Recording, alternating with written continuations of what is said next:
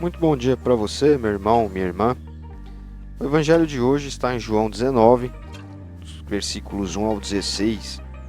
É um trecho onde Jesus é confrontado ali por Pilatos, tem um pequeno diálogo com Pilatos, e Pilatos não encontra motivo para condenar a Cristo, né? Mas a população ali presente via, e os chefes da lei judaica diziam, né? A lei judaica, vamos lembrar aqui rapidamente, ela era toda baseada em cima da religião judaica, né?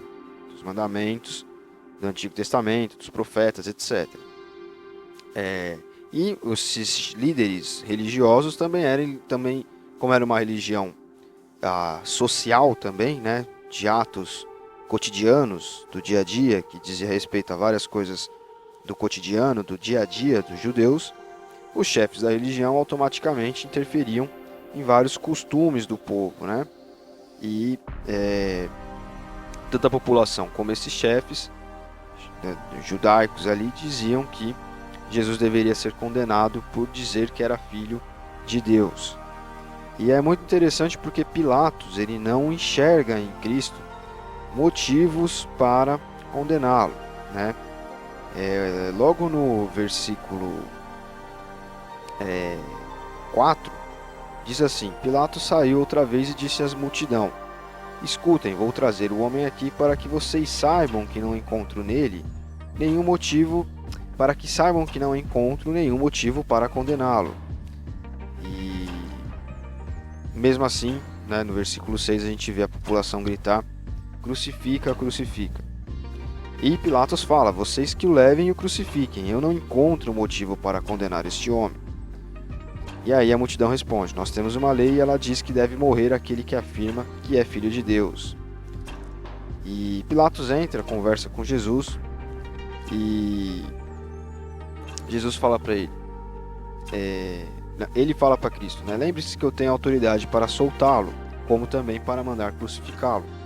E Jesus diz o seguinte, aqui acho que é a parte mais interessante de toda essa perícope: O Senhor só tem autoridade sobre mim, porque ela lhe foi dada por Deus. Por isso, aquele que me entregou ao Senhor é culpado de um pecado maior. Depois disso, Pilatos quis soltar Jesus, mas a multidão gritou: Se o Senhor soltar esse homem, não é amigo do imperador, pois quem diz que é rei é inimigo do imperador. E isso é muito interessante, porque Jesus fala que Deus concede autoridade, né? Quem concede a autoridade a nós, as pessoas, é Deus. O Senhor só tem autoridade sobre mim, porque ela lhe foi dada por Deus. Por isso, aquele que me entregou ao Senhor é culpado de um pecado maior. E isso aqui é muito interessante, porque nós temos de entender que certas coisas, Deus nos dá autoridade. A nossa autoridade é dada por Deus. Em vários momentos da nossa vida, quando nós falamos, quando nós oramos, né? E nós temos que, por isso que nós temos que sempre estar centrados em Cristo, centrados em Jesus. Porque quando nós falamos com a autoridade da Bíblia, né, com a autoridade do Evangelho, nós estamos debaixo da permissão de Deus. Mas nós não podemos falar qualquer coisa para as pessoas. Por isso que nós temos sempre de orar e pedir a Deus que Ele esteja nos conduzindo, que Ele seja a autoridade sobre a nossa vida, para que nós possamos fazer as coisas de uma maneira acertada, de uma maneira conduzida por Ele, né? E as autoridades, né, que nós temos neste mundo aqui, elas são autoridades autorizadas por Deus. Por isso nós devemos respeitá-las. Contudo, essas autoridades não podem ir contra a Bíblia. Elas não podem ir contra os nossos valores. Elas não podem interferir dentro da igreja. Então, por exemplo, quando nós temos uma pandemia e as autoridades obrigam as igrejas a ficarem fechadas, essas autoridades estão indo contra a igreja. O poder temporal ele é menor que o poder atemporal, que é o poder de Deus. Então nós temos sempre que tomar cuidado.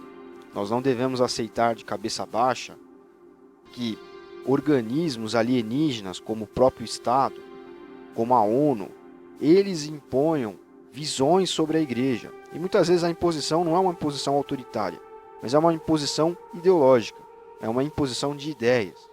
Então, a igreja não deve se misturar com a Agenda 2030 de ONU, com questões de direitos humanos da ONU, por exemplo, porque a ONU é uma instituição liberal, uma instituição que tem visões dentro de si, e essas visões se confrontam com o Evangelho. Elas não podem ter autoridade sobre o que a igreja faz ou deixa de fazer. O que deve ter autoridade é o Evangelho. O Estado não pode vir aqui e fechar a igreja, mesmo em nome de uma calamidade pública, como uma pandemia, por exemplo. Porque é na igreja onde nós encontramos alento e conforto espiritual. A igreja é tão importante quanto um hospital. Mais ainda, na história da humanidade, nós encontramos a igreja sendo abrigo para doentes. Os hospitais nasceram a partir da igreja. Eram freiras, eram padres, monges que cuidavam dos doentes, né? A igreja evangélica, que hoje faz o trabalho em presídios, com drogados, etc. Então, nós não podemos permitir que as autoridades temporais exerçam domínio ideológico e até mesmo físico sobre a igreja de Cristo, que é um corpo místico, que vai durar para sempre. Então, que nós estejamos atentos para tudo isso. Deus te abençoe. Até a próxima.